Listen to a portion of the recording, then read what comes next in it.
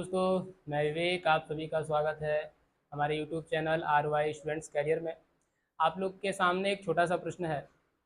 प्रश्न क्या है?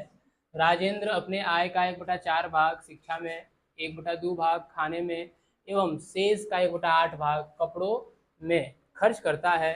यदि उसकी आमदनी 7200 रुपये हो तो कपड़ों पर कितना खर्च करता है? आमदनी 7200 रुपये बता रहा है, यानी उसका कुल टोटल बजट कितना है? 7200 रुपये। उसकी कमाई जो है कितना है? 7200 रुपये है।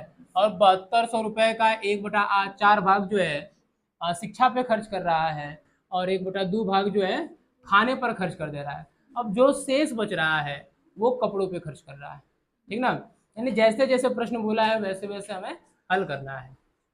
ठीक, कह रहा है कि राजेंद्र अपने आय कितना है? 7200। जो बजट इसका बताया गया है, आमदनी बताया गया है, आमदनी ही क्या है? उसकी आय है। तो आय का 1/4 है, यानी 7200 का 1/4 का मैंने होता है गुणा। ठीक है, तो जैसे जैसे प्रश्न बोला है वैसे वैसे हल करेंगे। पहले शिक्षा पे खर्च कर रहा है ना, तो लिखेंगे शिक्षा पर खर्च बराबर शिक्षा पर खर्च बराबर। ठीक है, शिक्षा पर खर्च बराबर। तो टोटल आमदनी कितनी है? 7200। यहाँ बोला है आय का 1/4, तो आय कितना है? 7200 है। तो 7200 और का दिया है तो का 1/4। अब 1/4 को हल करेंगे, का मतलब गुणा होता है। ठीक है, इसको हल करेंगे तो 4 से काटते हैं, 4 से एक बार में, 4 से 18 बार में, 00 1800। ये क्या हो जाएगा? 1800 रुपये हो जाएगा। तो शिक्षा पे कितना खर्च कर रहा है? 1800 रुपये खर्च कर रहा है। चलो ठीक है, आगे बढ़ते हैं। आगे क्या कह रहा है कि 1/2 भाग जो है खाने पे खर्च कर रहा है। कितना खर्च कर रहा है? खाने पर 1/2 भाग। ये नहीं बोला है कि शेष का 1/2 भाग, ऐसा कुछ नहीं बोला है। वो आमदनी का ही बोल रहा है 1/2 भाग खाने पर खर्च करता है। ठीक ना? तो 1/2 भाग खाने पर खर्च कर रहा है, तो लिखेंगे खाने पर खर्च बराबर खाने पर खर्च बराबर।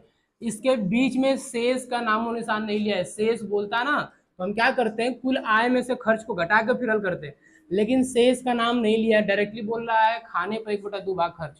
ठीक है, तो आय का ही 1/2 भाग खर्च कर रहा है किस पे? खाने पर। तो आय कितना है? 7200 है। अब इसका 1/2 भाग क्या कर रहा है? खाने पर खर्च कर रहा है। तो 2 से काट दीजिए, 2 से कट जा रहा है 36 बार में, 00। ये हो जाएगा 3600 रुपये। 3600 रुपये खाने पे खर्च किया, 1800 रुपये जो है किस पे खर्च कर रहा है? शिक्षा पे खर्च कर रहा है। ठीक, अब क्या कह रहा है? जो शेष बचा हुआ है उसका 1/8 भाग वो कपड़ों पे खर्च कर रहा है। तो कितना बचा है वो निकाल लेते हैं।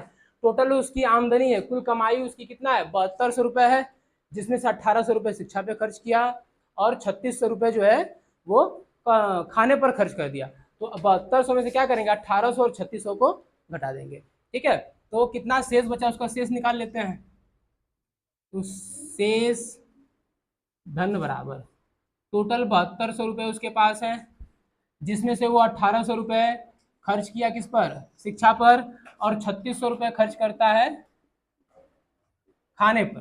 ठीक है, तो इन दोनों को हम घटाएंगे ना, 7200 में से क्या करना है? इन दोनों को घटा देना है। इन दोनों को जोड़कर 7200 में से घटा देंगे तो शेष हमारा आ जाएगा। ठीक है, तो 7200 माइनस जोड़ेंगे तो कितना हो जाएगा? 5400।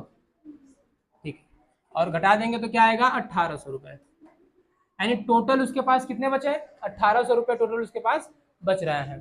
ठीक है, अब शेष का यहाँ बोला है शेष का 1/8 भाग कपड़ों पे खर्च करता है, लिखेंगे कपड़ों पर खर्च बराबर कपड़ों पर खर्च बराबर कपड़ों पर खर्च बराबर। क्या बोला है? शेष का 1/8। तो शेष कितना आया है भाई? सवाल में हमारे शेष आया है हमारा 1800। तो 1800 रुपये है ना, 1800 का 1/8, 1/8 काट दीजिए भाई, तो 225 बराबर 225 रुपये। ठीक है, कपड़ों पे खर्च कितना हुआ? 225 रुपये।